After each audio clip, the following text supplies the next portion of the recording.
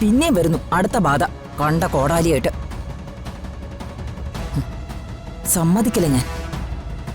നമ്മുടെ ലക്ഷ്യങ്ങൾക്ക് വിപരീതമായി ഒന്നും സംഭവിക്കാൻ പാടില്ല. അങ്ങനെ ഒരു ജീവൻ കൂടി ഈ മണ്ണി പിറക്കണ്ട. ഋതികയുടെ മുറി ചെന്നാലേ നിനക്കൊരു കാഴ്ച കാണാം. പത്മ എങ്ങനെയാണ് മകളെ നോക്കുന്നതെന്നും സ്നേഹിക്കുന്നതെന്നും നിനക്ക് കാണാം.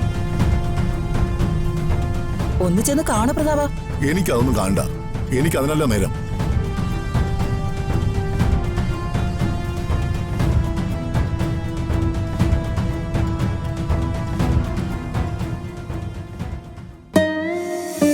ഇത് മോള് കഴിക്ക്, മോക്ക് ഇഷ്ടപ്പെടും.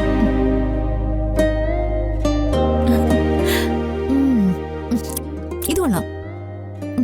ഇതിന് ലേശം പുളിയുണ്ട്.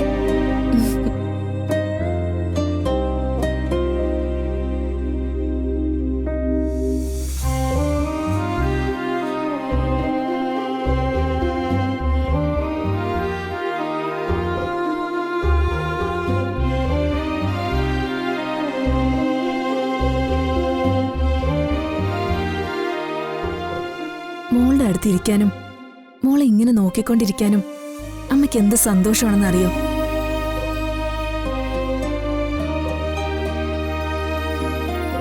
ഇഷ്ടമുള്ള എന്താന്ന് പറഞ്ഞാ മതി, അമ്മ വരുത്തിത്തരാം.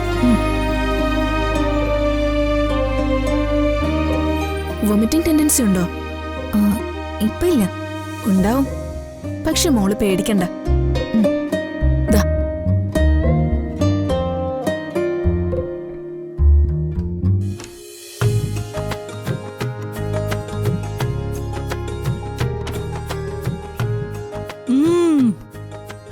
മകൾക്ക് അമ്മയെ കിട്ടിയ ശേഷം കിച്ചണിലേക്കും വരുന്നില്ല, ചെറിയമ്മയെ അന്വേഷിക്കുന്നില്ല.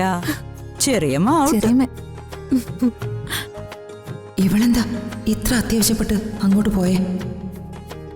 എന്തോ പ്ലാനുണ്ട്, ഒന്ന് തിരക്കിക്കളയാം.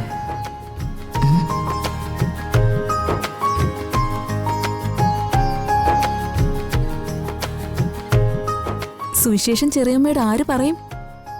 അമ്മ പറയണോ അത് മോള് പറയോ? സുവിശേഷം പ്രസംഗിക്കാൻ ഇവളെന്നാ ഉപദേശിയായത്? അമ്മ പറഞ്ഞാ മതി. മോള് പറയേ. അമ്മ പറയേ. മോള് പറയേ. ആരെങ്കിലും ഒന്ന് പറ. ശരി, ഞാൻ തന്നെ പറയാം. യാമിനി, വലിയൊരു സന്തോഷ വാർത്തയുണ്ട്. എന്താ എടുത്തി? നമ്മുടെ മോൾക്ക് വിശേഷമുണ്ട്.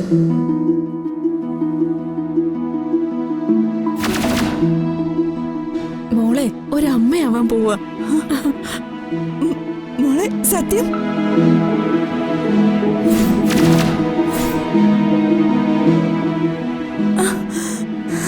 ചെറിയമ്മയുടെ മുത്തേ ചക്കര.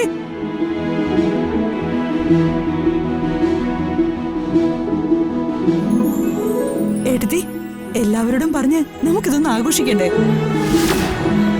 പിന്നെ ആഘോഷിക്കണം. അതൊന്നും വേണ്ട. വേണ്ടെന്നോ? നീയേ ഞങ്ങളുടെ രാജകുമാരിയാ, രാജകുമാരി.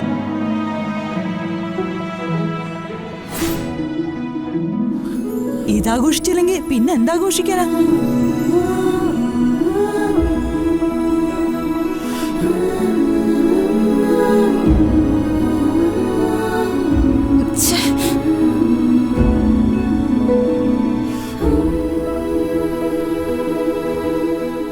ആഘോഷിക്കണം എന്നുവെച്ചാ വസുദേവരുടെ ഭാര്യ ദേവകിയില്ലേ ഇത്?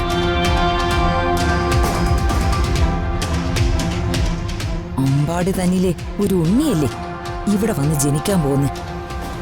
കാലിളകിയിട്ട് എനിക്കെന്ത് ചെയ്യണോന്നറിയില്ല.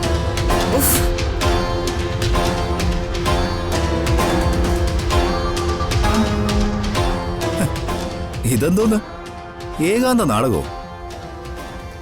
സോറി, അല്ല ഈ നാടകത്തില് ഒന്നിലധികം ക്യാരക്ടേഴ്സ് ഉണ്ടാവുമല്ലോ. എന്താടാ? അല്ലമ്മേ, നിങ്ങളുടെ ക്ലബിൽ വല്ല മോണോ ആക്ടോ മിമിക്രിയോ വല്ലതും അവതരിപ്പിക്കുന്നുണ്ടോ? എന്താടാ നീ കളിയാക്കുവാണോ? ഞാനിവിടെ തിളച്ചുരുകി നിൽക്കുമ്പോഴാ നിന്റെ ഒരു ഫലിതം. തിളച്ചു തൂവാനെന്താ അമ്മ പശുവും പാലാണോ? ഓ അയ്യോ, പണ്ടമ്മ പാൽക്കാരിയായിരുന്നല്ലേ? ദേ കൈപ്പാങ്ങിന് വന്നു നിന്ന് കളിയാക്കിയല്ലേ ചെകടടച്ചെന്ന് തരിഞ്ഞാൻ പറഞ്ഞേക്കാം. അമ്മ ഇത്രയ്ക്ക് കോപാകുലയാവുന്നെങ്കിൽ അതിന് തക്കതായ എന്തോ കാരണം ഉണ്ടാവുമല്ലോ. അല്ല, എന്താ അമ്മേ കാരണം? നീ അറിഞ്ഞില്ലേ ഹൃതികേ ഗർഭിണിയാണെന്ന്? ആണോ? ഞാനറിഞ്ഞില്ലല്ലോ. പിന്നെ അവളുടെ ഗർഭാന്വേഷണം നടക്കല്ലേ എന്റെ പണി. പണ്ടേ ഇതുപോലെ പത്മയുടെ വയറ്റില് വളർന്ന കുരുപ്പാ പന പോലെ വളർന്ന് നമുക്ക് ഭീഷണിയായിട്ട് നിൽക്കുന്ന ഹൃതിക. കുരുക്കുമ്പോളെ കുരുപ്പുകളെ വേരോടെ നശിപ്പിച്ചു കളയണം, അല്ലെങ്കിൽ നമുക്കത് ഭീഷണിയാവും. അവള് 10 മാസം ചുമന്ന് പ്രസവിക്കട്ടെ അമ്മേ. പ്രസവിക്കാനോ?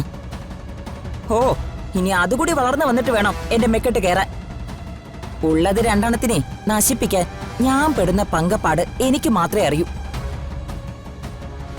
സൂര്യമംഗലത്തുനിന്ന് പ്രതാപൻ പെണ്ണിനെ തട്ടിക്കൊണ്ടുവന്ന് കല്യാണം കഴിച്ചപ്പോ ഞാൻ സന്തോഷിച്ചതേ അവള് ദേവസുന്ദരി ആയിട്ടല്ല, കോടാനുകോടികൾ വരുന്ന ആ സ്വത്തുക്കൾ മുഴുവനും അടിച്ചു മാറ്റാമെന്ന സന്തോഷത്തിലാ.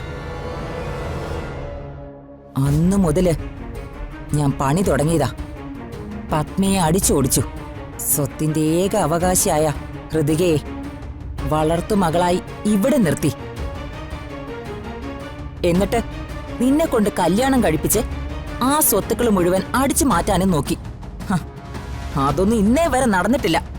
നമ്മൾ അതിനുള്ള ശ്രമം തുടരുകയല്ലേ അമ്മേ? ഒന്നും പൂർണ്ണമായിട്ടില്ലല്ലോ, അതല്ലേ തുടരുന്നേ അംഗം. ഉള്ള 2 എങ്ങനെയെങ്കിലും കൊന്നു കളയാൻ നോക്കുമ്പോ ഇത് പിന്നെയും വരുന്നു അടുത്ത ബാധ കണ്ട കോടാലിയായിട്ട്. സമ്മതിക്കില്ല ഞാൻ. നമ്മുടെ ലക്ഷ്യങ്ങൾക്ക് വിപരീതമായി ഒന്നും സംഭവിക്കാൻ പാടില്ല. അങ്ങനെ ഒരു ജീവൻ കൂടി ഈ മണ്ണിൽ പിറക്കണ്ട.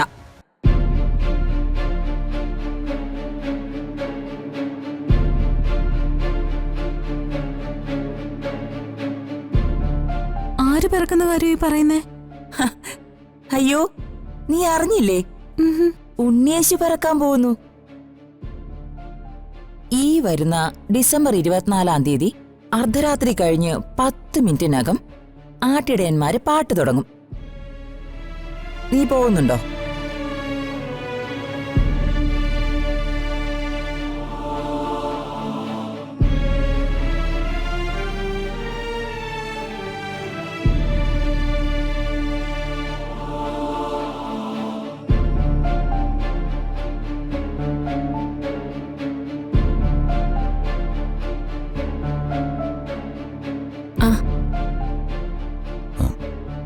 അമ്മേ,